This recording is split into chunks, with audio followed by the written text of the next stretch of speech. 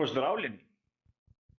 Ko bo današnji prispevek objavljen, se bo začela znamenita dirka za 24 ur Le Mana, ki bo letos verjetno zanimala marsikaterega navdušenca Formule 1.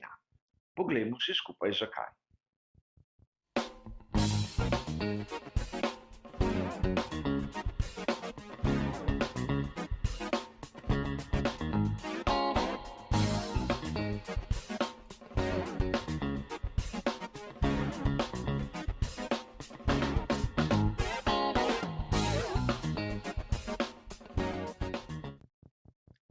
Verjamem, da marsikdo izmed vas bo spremljal, kaj se dogaja na znameniti dirki za 24 ur Le Mana. Konec koncev pri Ferrariju so z novim prototipom razreda Hypercar dosegli prvo in drugo mesto na kvalifikacijah. A danes bomo nekaj minut posvetili dejstvom, ki so jih v marsikaterem viru enostavno zamolčali ali malce priredili. Verjetno ste zasledili, da letos pri Ferrariju hočejo obeležiti 50-letnico zadnjega uradnega nastopa Ferrarija na tej znameniti dirki.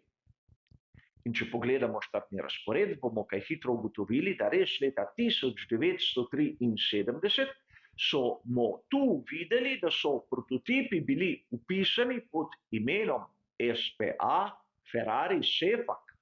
Sefak je kratica, ki pomeni Società Esercizio Fabbrica Automobili e Corse. Kratica, ki je bila nekako dodana leta 1960, ko je Fiat začel vstopati v lastništvo Ferrarija.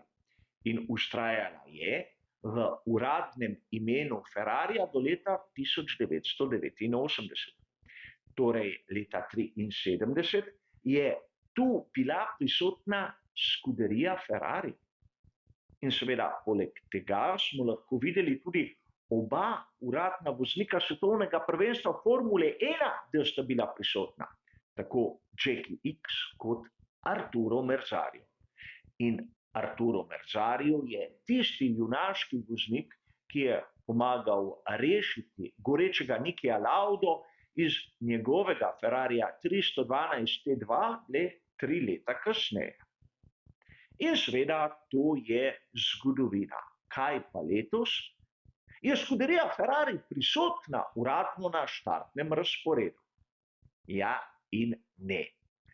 Vkolikor smo točni, je ekipa, ki skrbi za Ferrarije na tokratnem prvenstvu vztrajnostnih avtomobilov AF Corse, čeprav boste videli Ferrari AF Corse. In tudi AF Corse je ekipa, ki ima kar globoke vezi s Ferrarijem, in če smo pravzaprav točni, obstaja neka povezava. AF pomeni Amato Ferrari, ustanovitelj in lastnik te ekipe, ki pa ni v nobeni družinski navezavi, na primer z Enzom Ferrarijem. Gre za ekipo, ki za Ferrari opravlja neko delo. Ampak ne gre za nek direkten nastop te znane znamke, ki bi bila lahko prisotna za 50. obletnico na tej dirki. In res, dva voznika izmed rezerv sta tudi med nastopajočimi. Govorimo o Giovinazziu in Fuoku. Ampak verjetno marsikdo izmed nas bi raje videl, da bi bila prisotna tudi Leclerc in Sainz. Nič narobe ne bi bilo, še posebej na ta vikend, ko sta oba prosta. Razen, če imata kakšno pomembno snemanje reklam ali igranje kakšnih turnejev videoiger. A vrnimo se k dirki. Verjetno je marsikdo presenečen nad formo, ki ga je pokazal prototip 499P. Res gre za projekt, ki je nastal znotraj Ferrarija, ampak ne v okviru skuderije. Gre za izdelek oddelka, ki se pravzaprav ukvarja z realizacijo cestnih avtomobilov oziroma njihovih predelav v tisto serijo GT. Ferdinando Canico je tisti inženir, ki je že leta odgovoren prav za te predelave, za GT-je, skrbi za razne stranke po svetu in pripravlja v bistvu Ferrarije za te nižje kategorije, ki se ukvarjajo tudi z ustrajnostnimi dirkami. In bolj zanimiv je Flavio Manzoni, zopet inženir, ki je tudi soodgovoren za nastanek tega ustrajnostnega prototipa, ampak v resnici je tisti, ki pravzaprav skrbi za obliko superšportnih cestnih Ferrarijev. Torej, če mi dovolite angleški izraz, gre za dizajnerja in ne toliko za aerodinamika. In kot zanimivost, v hibridnem pogonskem sklopu imamo tu enoto, ki nosi šifro tipo F163CE.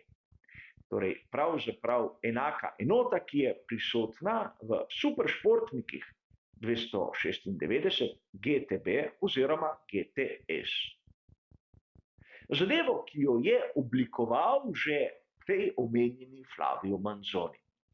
A to uspešnosti tega projekta ne vzame pravzaprav nič. Dokazuje nam, da tudi v tistem oddelku, ki se ukvarja bolj z cestnimi superšportnimi avtomobili, znajo napraviti morda še bolj ambiciozen projekt z manj sredstvi, kot bi ga lahko pričakovali v sami Scuderii. A treba je tu biti tudi malo realen. Res, letos v prvenstvu vztrajnostnih avtomobilov so pri Ferrariju že začeli dosegati uspehe predvsem na kvalifikacijah. A zmage do sedaj so bile vse dosežene strani Toyote GR 010 Hybrid. Prototipa, ki je prisoten v tem prvenstvu že od leta 2021. In tu v primeru Toyote pa imamo direkten nastop konstruktorja. Namreč ekipa Gazoo Toyota je tisti uradni satelit, tista ekipa, ki zastopa Toyoto tako v razredu prototipov kot v reliju in še bi lahko naštevali. Ne gre za nekega, dovolite mi izraz, podizvajalca, kot je v prej naštetem primeru AF Corse. In tudi kot zanimivost, celoten projekt prototipa je praktično strogo namenski. Ne dobimo nekih enot, ki so prisotne naprimer v drugih serijskih avtomobilih Toyote ali Lexusa. In seveda gre za drugačen pristop, ki ga vidimo pri Toyoti, ki pravzaprav je bila tudi pred desetletji v Formuli 1, ampak sedaj so se oddaljili. A kar mene osebno v vsej zgodbi najbolj žalosti, je dejstvo, da nekateri si bodo mislili, da od leta 1973 pa do danes Ferrari ni bil prisoten na tej znameniti dirki za 24 ur Le Mans.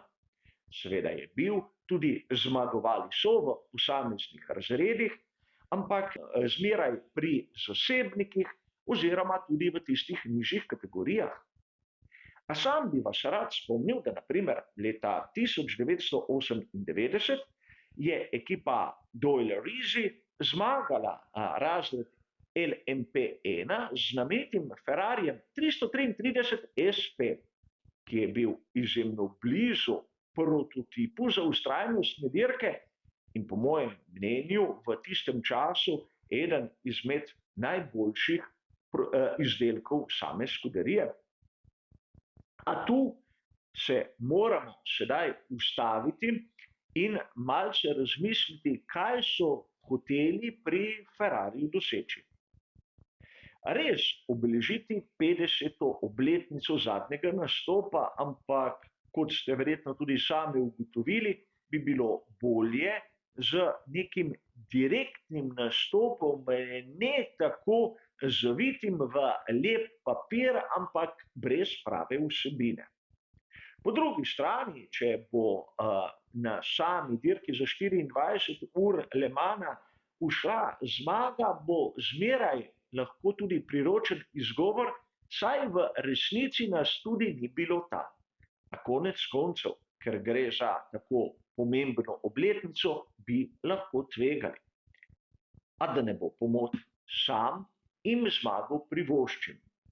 A nimam rad, da nekateri, ki se bolj spoznajo na stike z javnostjo kot na zgodovino motošporta, pletejo takšne in drugačne legende, ki v resnici ne obstajajo.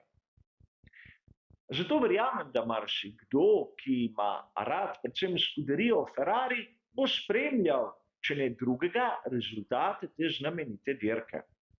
A moramo se sprijazniti s dejstvom, da dirka za 24 ur Le Mana je mnogokrat dobesedno zlorabljena.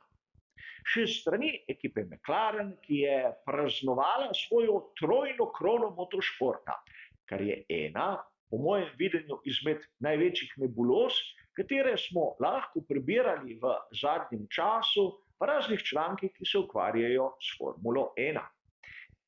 Edina prava trojna krona motošporta je tista, ki jo je dosegel do sedaj edino Graham Hill.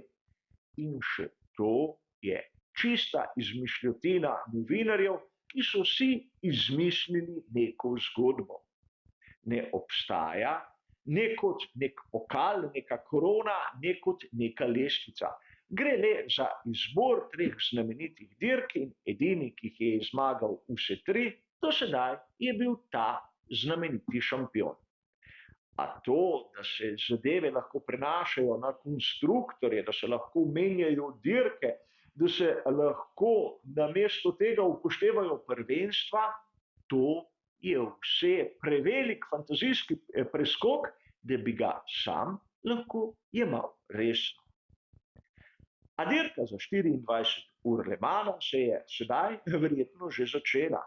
Zato vam želim, da jo boste spremljali in ob njej uživali. Mi pa bomo videli, kdo jo bo na koncu zmagal, ampak vseeno.